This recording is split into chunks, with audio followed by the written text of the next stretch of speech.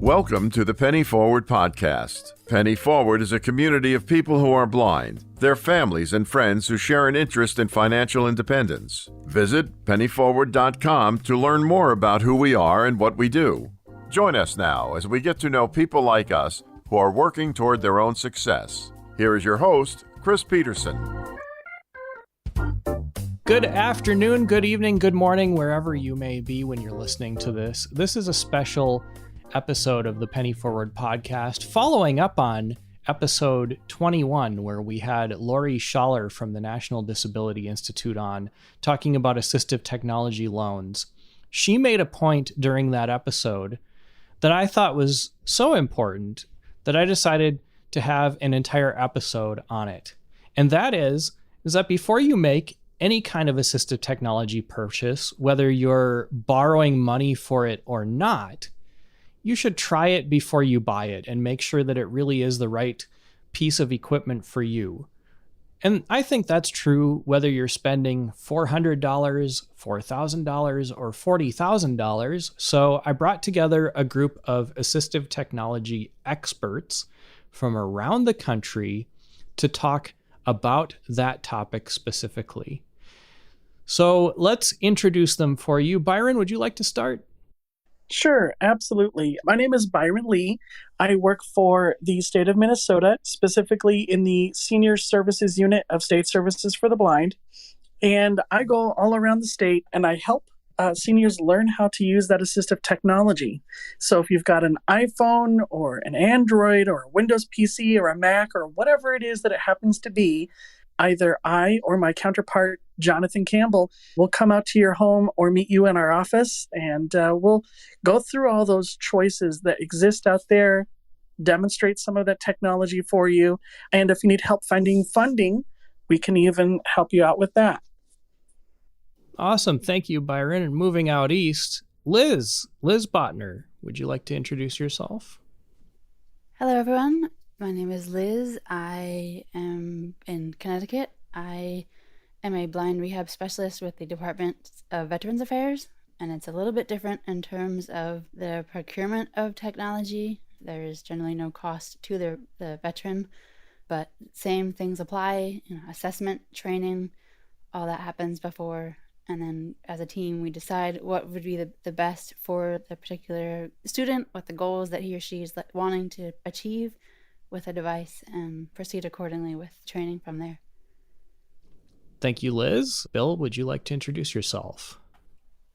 Yes. So my name is Bill Boules, and for the past 2 decades, in some capacity, I have been responsible for helping find the right fit for people and their technology. So whether it be a low vision device or magnification for somebody that has some functional vision, or a braille device and screen reading technology for someone who is either totally blind or does not have enough vision to use magnification, I have been tasked with finding the right fit for people, and try it before you buy it is always a great idea.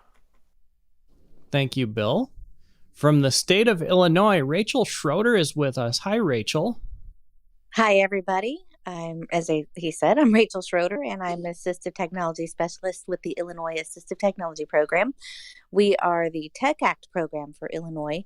Much like Byron, I train people in the assistive technology, mostly blind and low vision. And now I'm getting back to traveling a little bit. Pandemic kind of took training remote for quite a while, but I travel throughout the state of Illinois and provide the training.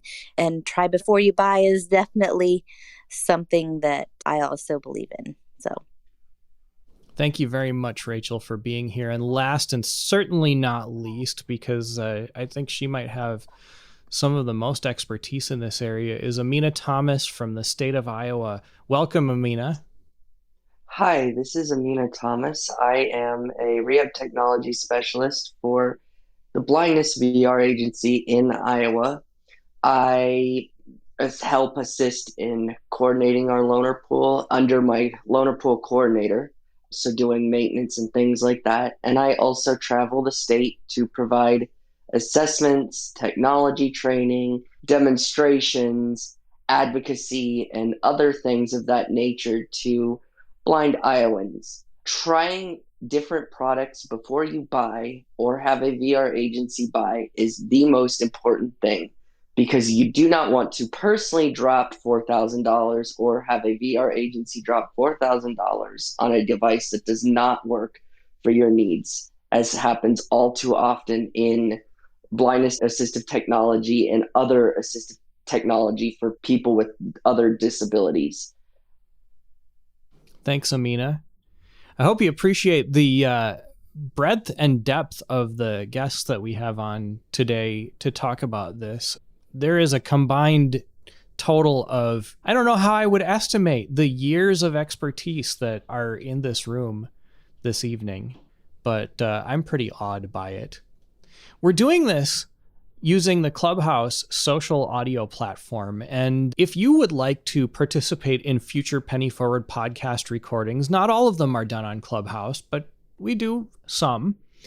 You can follow the Penny Forward Club. You can also find out more about Penny Forward on pennyforward.com, by liking Penny Forward on Facebook, by joining the Penny Forward Facebook group, and in various other places as well. We have a Penny Forward YouTube channel, and of course the Penny Forward podcast that you're listening to right now.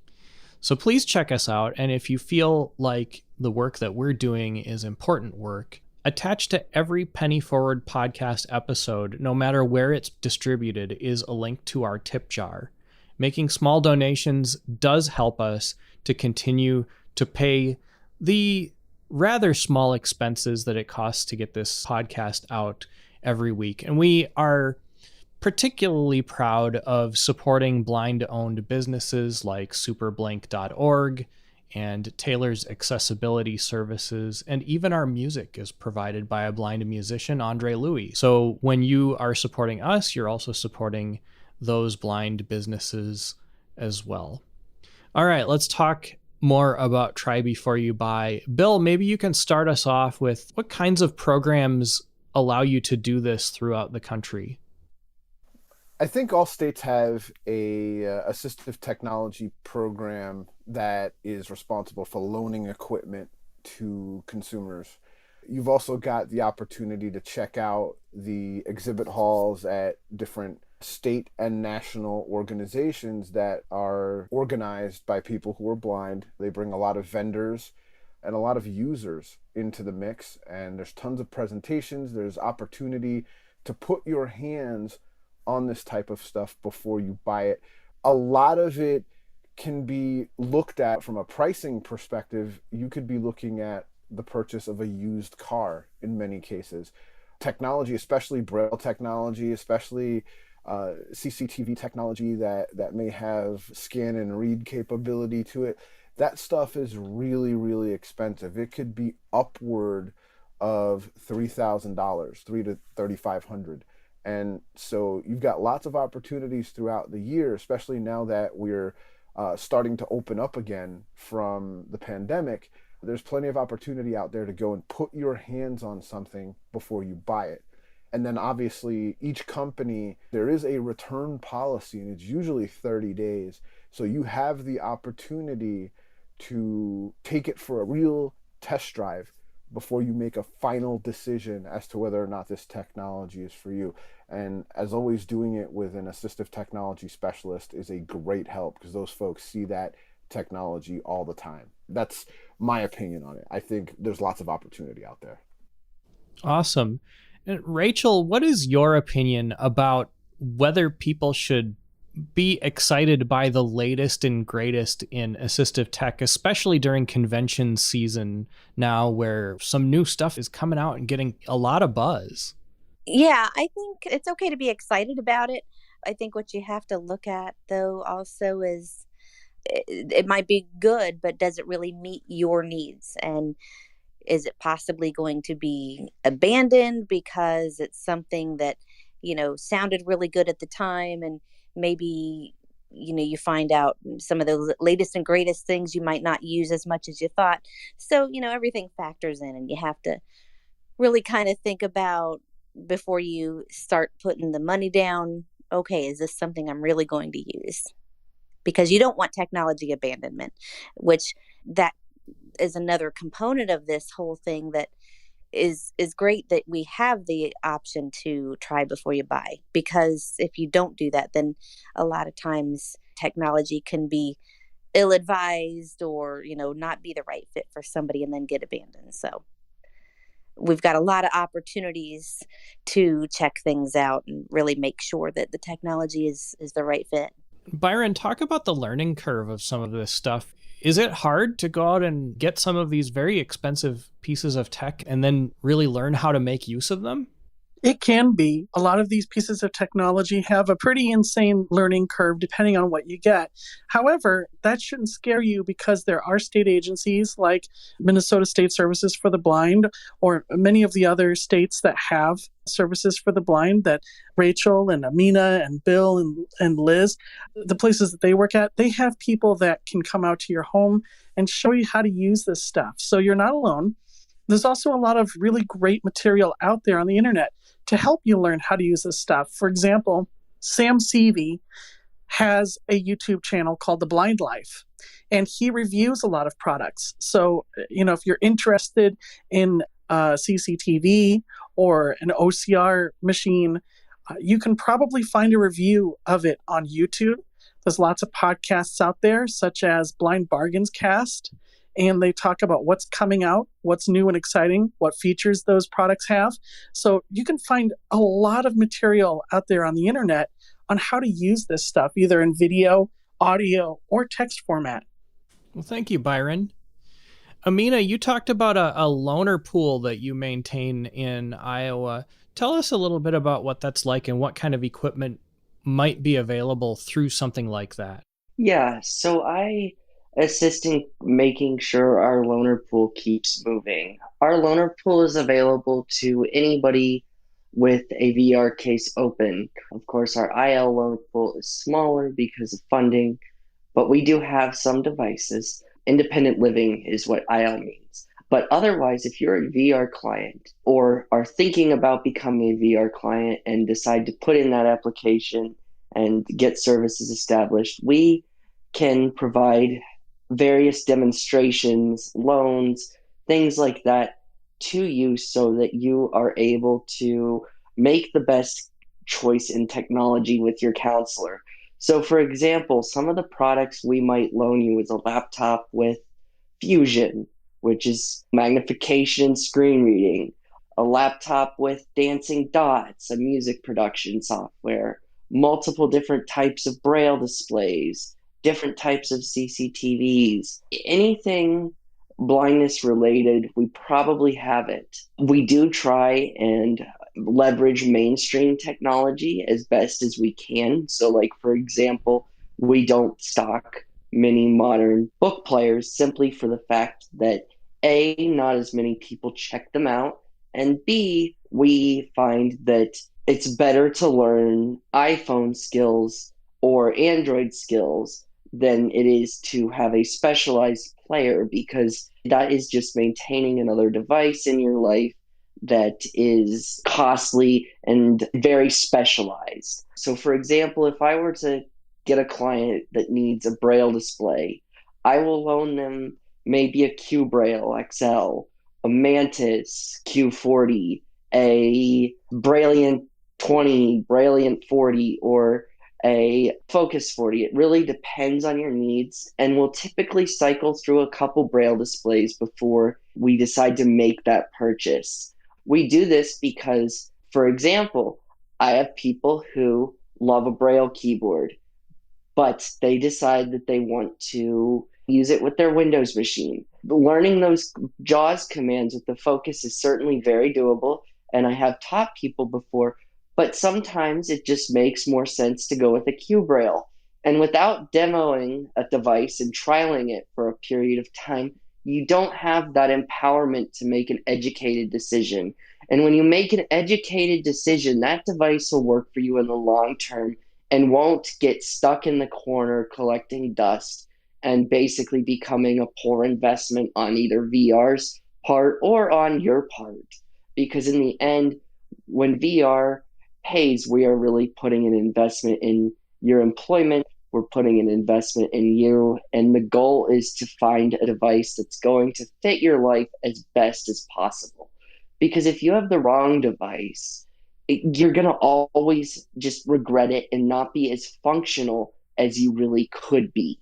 Well said. Very well said. Byron, on that note, you and I have talked about a closet full of tech that you have at State Services for the Blind there. Where does some of that stuff come from, and what kind of stuff is in there, and why is it there? I actually wanted to sort of touch a little bit on what Amena said, because a lot of people think that they can only get training or services or equipment if they're working.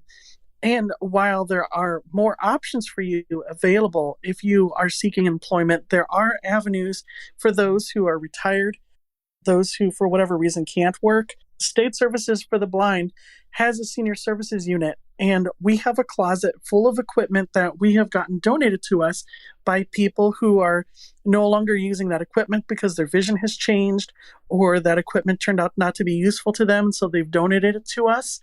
And so if someone is in desperate need of a Victor Reader Stream and they don't have any other technology, we have things like that in a closet that we can help people obtain. We also have a resources room. In that resources room, there's a whole plethora of technology that you can get your hands on and play with in person at SSB. And we also do loan some of that technology out in emergency situations. If you're working or you're at home and your technology that you normally use has bit the dust and you need something for a short period of time, you can borrow it from our resources room.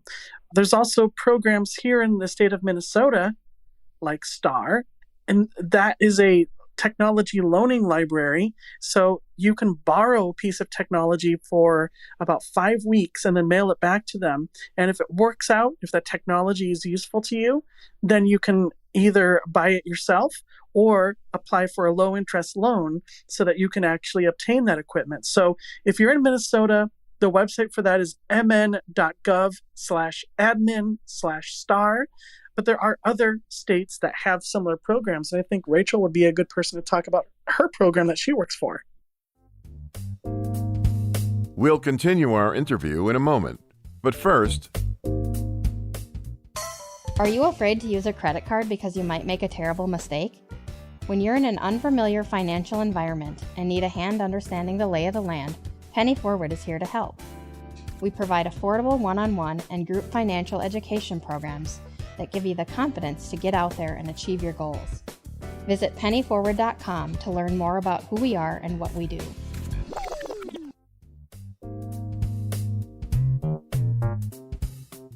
do you have a favorite budgeting, banking, or investing app? Tell us about it at 952-856-0313. If you missed that number, you can always find it at pennyforward.com/podcast.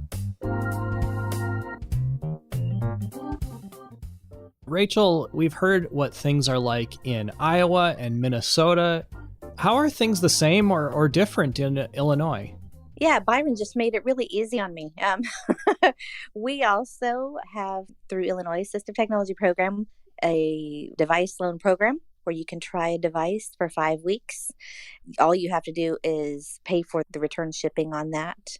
We also have a loans program, low interest loans.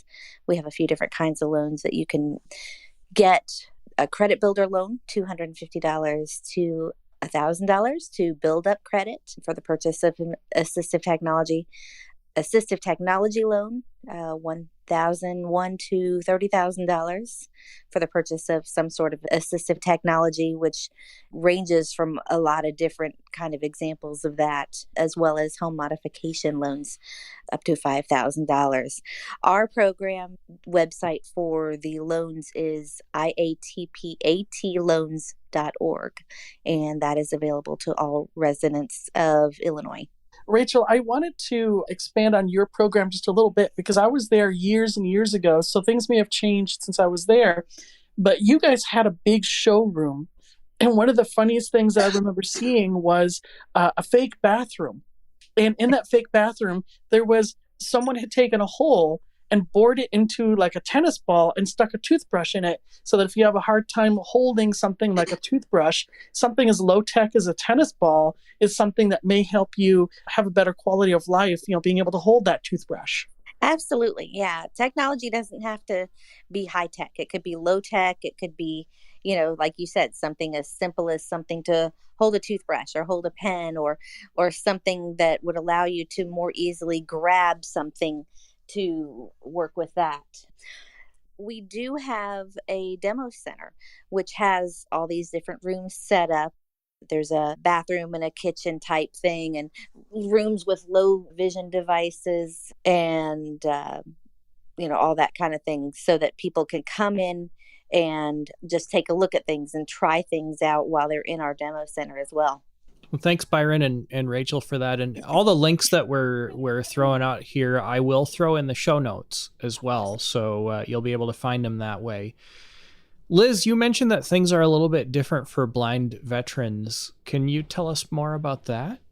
Sure. If you are a veteran and or honorably discharged and eligible for medical care within the VA, if you are documented as being legally blind, you are then able to receive blind rehab services.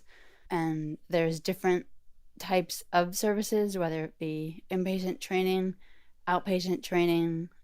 And inpatient training can take the form of maybe like just kind of a day program or residential. But all of that is usually available to you at no cost to yourself as the veteran. And part of that training is in how to use different assistive technology devices. And that is determined by an assessment that you will undergo with a blind rehab specialist. And then you will receive that device, usually of no cost to yourself. And then the only cost that you would have would be if it is, let's say, a cell phone, is that you would be responsible for the monthly payments after the initial issuance of the device. But the VA would pay for the initial issuance of the device, and then you, as the veteran, would be responsible for the ongoing monthly contract. And each VA Medical Center has what's called a Visual Impairment Service Team Coordinator, or VIST, and that is the case manager who is responsible for coordinating any veteran who has blind or who has low vision, not just the blind rehab care, but any care that blind veteran may need. So helping them set up doctor's appointments and getting referred to other agencies inside and even sometimes outside of the VA as appropriate. The VIST would make the referral for any type of assessment and or training, and each medical center has a VIST. The best website to find more information is va.gov/blind rehab. All right. Well, thank you all. Can I give a quick little anecdotal story about a situation I have come across in the pitfalls of not trying before you buy? Sure. So I have a client, and I'm not going to name names or any identifiable information here, but she was pretty far in life, still working, and has a very rapid visual deterioration. She had a company come out to her to sell her magnification technology. Unfortunately, they never showed her screen reading technology and things like that, and she lost her vision so fast that she literally only got 2 or 3 months out of this device. And now she's stuck with this $4,000 CCTV that she bought out of her own pocket, and it's not functional for her. And by not having the proper assessments and allowing a vendor to come in and basically show her the latest and greatest and convince her that it was going to solve all her problems, she was forced into a device that ended up just not working for her long term. In the long run, it would have been better for her to learn screen readers such as JAWS, Narrator, or NVDA, and use a piece of technology for optical character recognition. All up, that would have been about $2,000 less depending on the software purchased. Because a lot of times it's very difficult to roll back the clock on those decisions made, as they are big purchases. As a person with a disability, that could very well easily be the biggest purchase you make in your life. And I think the care and time needs to be taken to ensure that you make the right decision and don't end up forced into a device that is not going to work long term. Thanks, Amena. I appreciate that. I'm going to turn it over to Liz now to take questions from the audience. The first person we have is Frank. Good evening, everybody. Thank you for letting me come up on stage. So I live in California, and I wanted to find out, do you know if California has this kind of program? Because I think that's a wonderful thing to allow us to try before we buy, so to speak. And I would definitely utilize that if I could. So I just thought I would come out here and ask. Thanks.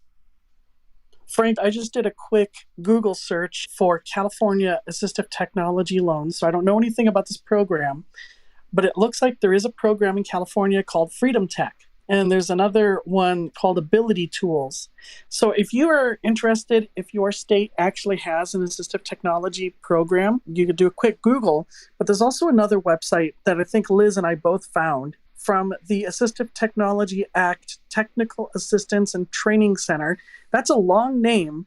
So their website is at3center.net. And if you go to their website, there is a page there where you can search for different kinds of programs. You can look to see if they have assistive technology loans, if they have grants, if they have a loaning library or a loaning pool.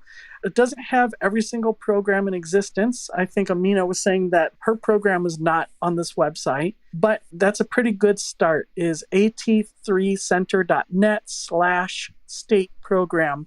Like I said, also just a quick Google search with your state's name and assistive technology loan will turn up a lot of information. So I can add a little bit to this. Let's say your vision changes or your needs change or your technology is not working as needed. You can, in some circumstances, and actually quite a few, open up a vocational rehabilitation case and get access to assistive technology and professionals. Because one of the things VR is supposed to be there for is maintaining your employment and keeping that job. So, for example, let's say you've been using magnification for 15 years and your vision has slowly decreased to the point where magnification is not working as efficiently and you're struggling to keep your job. You can open up a case and work with your rehab agency to find a solution to keep employment, because VR isn't just for seeking employment. It's also there to help retain it. So what if I'm in a job now and I want to change jobs within the company that might require more assistive technology than what I'm doing now? Is that possible to open Absolutely. up another case like that to? Absolutely. I mean, I've been doing my same job for a long time, but I'm thinking of wanting to do something different there. And I know it's going to require more technology. There's two ways to go about it. Number one, you can apply or make arrangements with your employer to take on other roles and responsibilities, whether it be a promotion, whether it be a move to another department. And it would be up to their reasonable accommodation process to help you with the purchase of any technology that you might need to cover those new roles and responsibilities. The other thing that you can do is talk to your California Commission for the Blind and have them help you make that transition as well. For example, if you're going to a new location, you may need some orientation and mobility services on top of assistive technology. You know, if it's going to be, for example, different hours that you're working, you may need additional services to help you get to and from work, especially while you're going through that transition period from one role to another. There's a lot of stuff that they can do that doesn't necessarily involve purchasing equipment for you. Let's say you are a person with a disability working a call center job, and that's not really where you want to be. You have the right to have upward mobility, and all VR agencies are charged with helping people seek that work goal. So, for example, I am a rehab technology specialist right now. I want to move into rehab counseling. I can open up a case and set that as my job goal because it's moving and retooling myself so that I'm able to take on a different job. So that is another way you can be found eligible. There's all kinds of different ways, and working with your local agency and their case managers, a lot of times they can find ways to open up a case and make you eligible for services and work with you. Now, sometimes if you make quite a bit of money, there might be some cost sharing involved, but of course, it just depends on your agency and how things shake out. I want to interject something here because I tried to do this recently and met with some resistance in the state of Minnesota. I think the point that I want to make is don't assume that no means no. Be a little bit persistent about it. If you really need something and you're able to justify it, ask again. Talk to people like Amena and Bill and Liz and Byron, and there's all kinds of people in the blind community accessible through Clubhouse and other places that can tell you what is possible and also what your rights are so that you can go back and say, well, yeah, I know you said no before, but I've been told this. Is this true? You know, it ain't easy, but it's worth it. Another point that Laurie Schaller made in the Penny Forward podcast about assistive technology loans is that statistically, people with disabilities have 28% higher living expenses than people that don't have disabilities. So just because you're making a lot of money doesn't mean that you're not costing a lot of money because, like you say, things are expensive. We'll continue our interview in a moment, but first...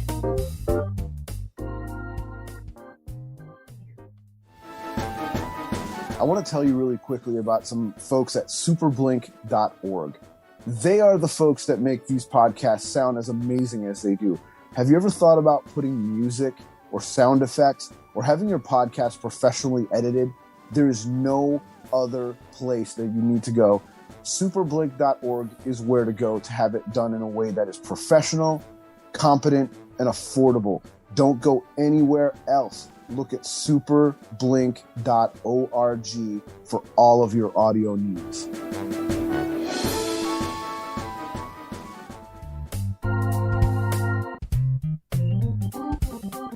Do you have a short success story you want to share on the air? Leave us a message at 952-856-0313. If you missed that number, you can always find us at pennyforward.com/podcast.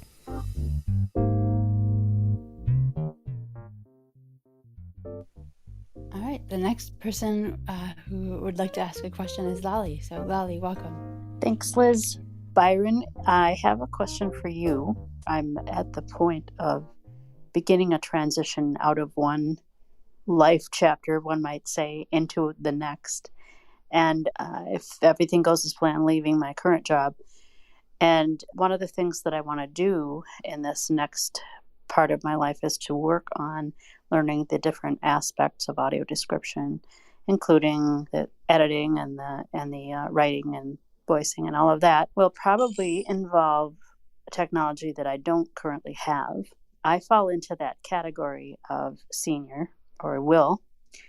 I'm really looking at what I might need and how I might be able to get that. Just wondered if you can kind of talk about what might be available to someone in this situation. It's like essentially starting a second career in a way. Sure. Actually, my boyfriend, Chris Snyder, is here, and he is an audio description editor and a voiceover artist and a mixer. He does a lot with audio description, so he may actually be able to answer some of those questions better than I can. I will tell you that from my understanding, audio description does not make a ton of money. There's just not a lot of money in it.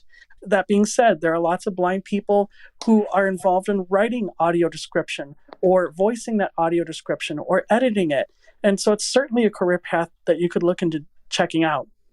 I know you asked for Byron's input, but just because you're entering what is, quote, known as a senior age group, you are still able to open a vocational rehabilitation case because you're still seeking employment or a career change. So please do not let your age stop you from opening a case.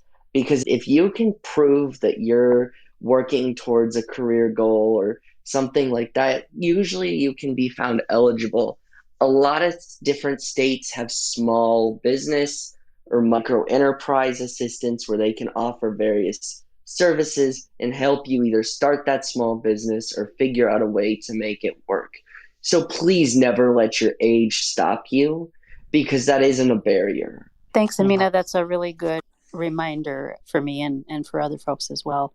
I would just add to this that there are other things I'll be doing as well as this. So it's not the money that this is about. It's the challenge. Well, it's good that it's not the money, because I'll tell you what, it's not a big money maker, especially in this day and age where some of the major companies who shall remain nameless are insisting on going synthetic and automated despite the quality loss. But that being said, I will say that when I took on this career years and years ago, I, like Frank, moved from Phoenix to LA. I opened a case with the Arizona Department of Vocational Rehabilitation and managed to get my audio production system at the time funded via rehab, because I was going to school and getting training in audio engineering. Then I also obtained the other equipment that I needed for audio description. The technology has evolved significantly since that time, and my latest generation of equipment I didn't get that way, but I did start out with that, and I got Pro Tools, I got a microphone, I got a Mac, I got a Braille display, and all of that proved to be extremely useful at the time. So it's definitely a reasonable thing to, as Amena said, open up a case and prove that you're working toward this, that you're going through the training, and I hope that helps a little. It does. Thank you very much. Thank you. I would kind of like to give some links to some places where one could obtain funding, because going through your vocational rehab system or your state services for the blind system is not the only way to get money. And this may be a good solution for Frank or for Lolly. If you're looking to pay for some of this own equipment on your own, there are some loans, but there are some grants as well. So, for example, the American Blind Citizens website, and their website is blindcitizens.org/assistive_tech.htm. And we'll make sure all these links are in the show notes. They have a grant. They open the window twice a year. We just missed the cutoff for June 30th, but December 31st is when the second window closes.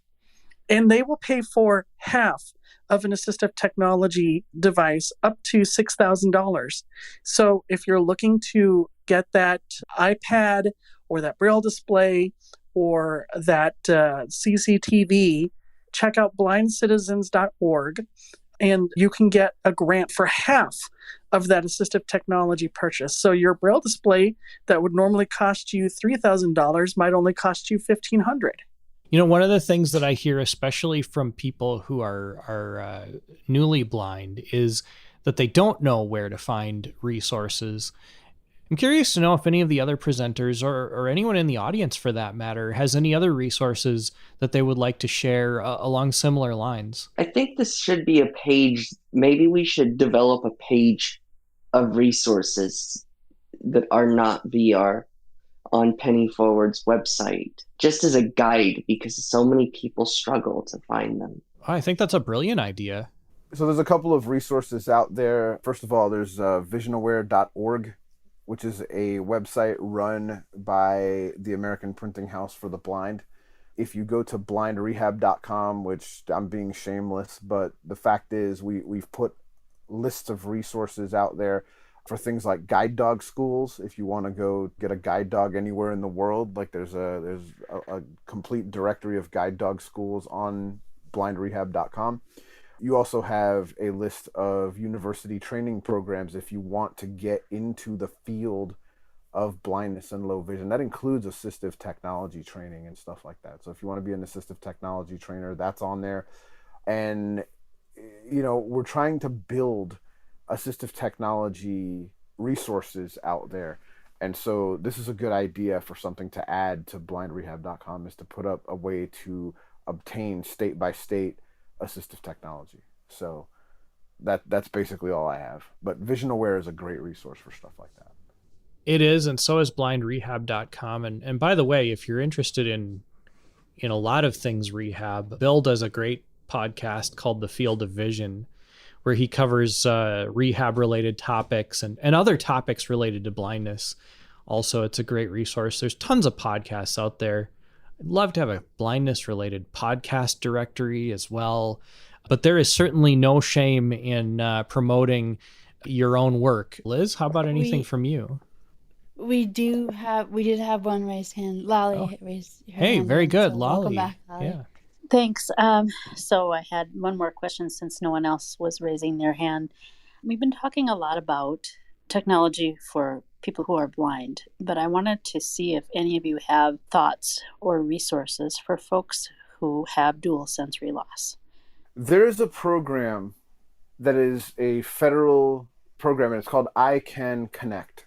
It's the I Can Connect program, and that provides not only equipment, but training and setup to people who have dual sensory impairment. And they've been around for a very long time, at least 10 years or more.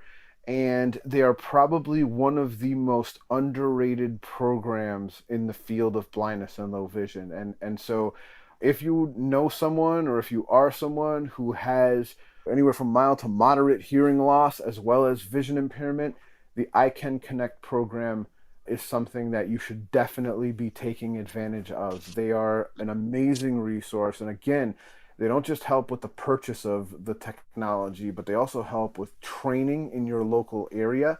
They have contracts with different trainers around the country that will come out. They'll set you up. They'll teach you how to use the equipment. They'll especially try to make sure that it is the right fit for you.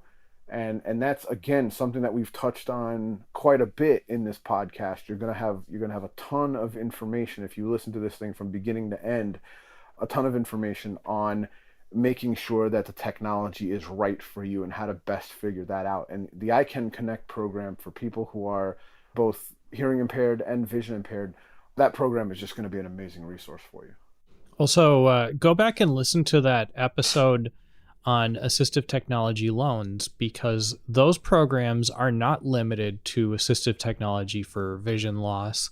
Laurie specifically mentioned hearing aids or hearing devices in that episode, but they're really meant to cover all kinds of disabilities, so they certainly would be appropriate for dual sensory accommodations also. This is Liz. I just have a clarification. The website for the I Can Connect program is icanconnect.org. All right. Well, we're running out of time and we're running out of questions. So I think now is the time to wrap things up. And I just want to give everybody an opportunity to give us any last pieces of advice they want to share before we close things down. Byron, shall we start with you? Sure. If anyone wants to reach out to me, I do have an email address with the state of Minnesota. That would be Byron, BYRON, .lee, LEE, at state.mn.us. And I'd be happy to field any emails if you have any questions, if you'd like me to participate in any of your panel discussions for your conventions, anything like that, just go ahead and send me an email. I'll be happy to help out. And don't be afraid to really push your state program to help you get that equipment. As we alluded to earlier, they may say no for whatever particular reason, but there are advocacy groups out there that will help you with pushing your counselor to get you what you need. So just be persistent, like you said earlier, Chris. Liz, any last words from you? Just, it's very, very, very important to, if you can, try the technology that might be helpful before you buy it, because it may turn out that it's fantastic and it will help, but it also may turn out that there's actually something better out there that you don't know about, but that you can then be shown from a trainer that works better. If you're getting pushed back, just take this thing. No, push for what you know you need and want, because your success is really what it's all about. Amena, your last thoughts? If anybody would like to send me an email and ask questions specifically about VR and things like that, as that's in the civilian vocational rehabilitation, feel free. That is Amena.Thomas, Amena, period Thomas, Thomas, at Amena, Amena, period space, SPACE. And if you send an email, I will work to respond. Give me a good subject line that gives me an idea of what you're looking for. And, we can set up a time to talk and figure something out. Awesome. Thank you. And Rachel? Yeah, I would also be happy to give out my email address as well. If anybody has any questions, I can be reached at the Illinois Assistive Technology Program, and the email address is Schroeder. So that's RSCHROEDER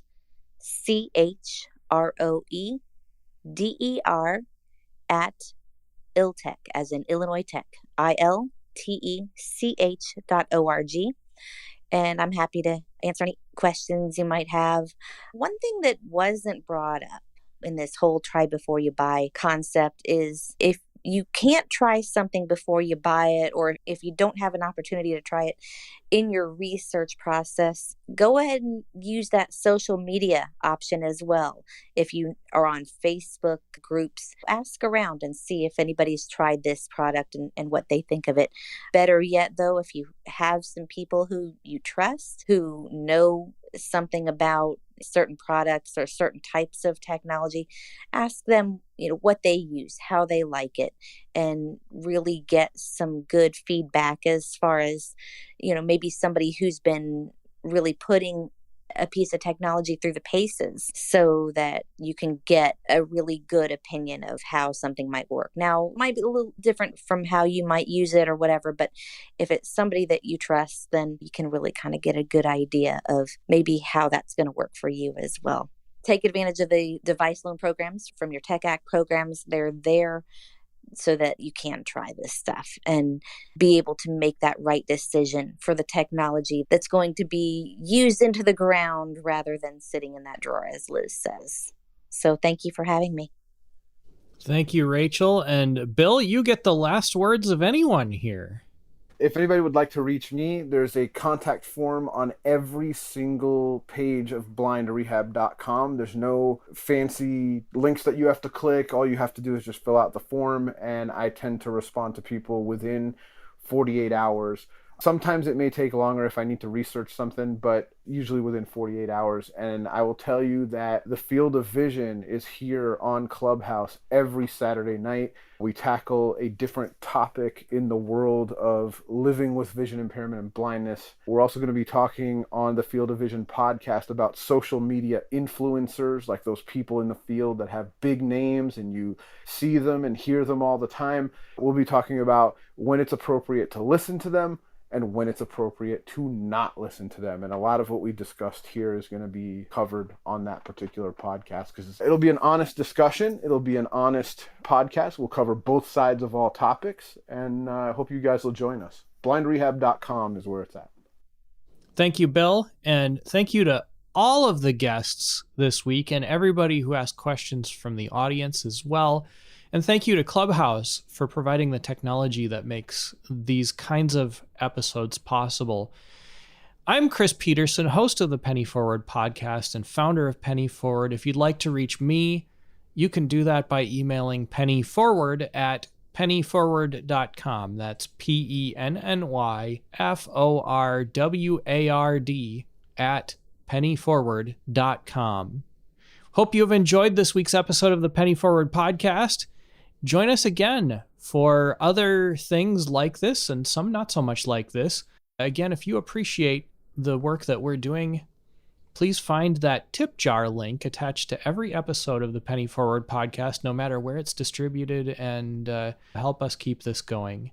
And finally, I'd like to thank Liz Bottner for helping us moderate in Clubhouse this evening. It makes it much easier for me to do a podcast recording with Liz's help. I very much appreciate it, and I want her to know how much. Thanks again, everybody. Good night. We hope you've enjoyed this week's episode of the Penny Forward podcast. Penny Forward is a community of people who are blind. their families and friends who share an interest in financial independence. Visit pennyforward.com to learn more about who we are and what we do. Until next time, from all of us in the Penny Forward community, thanks for listening.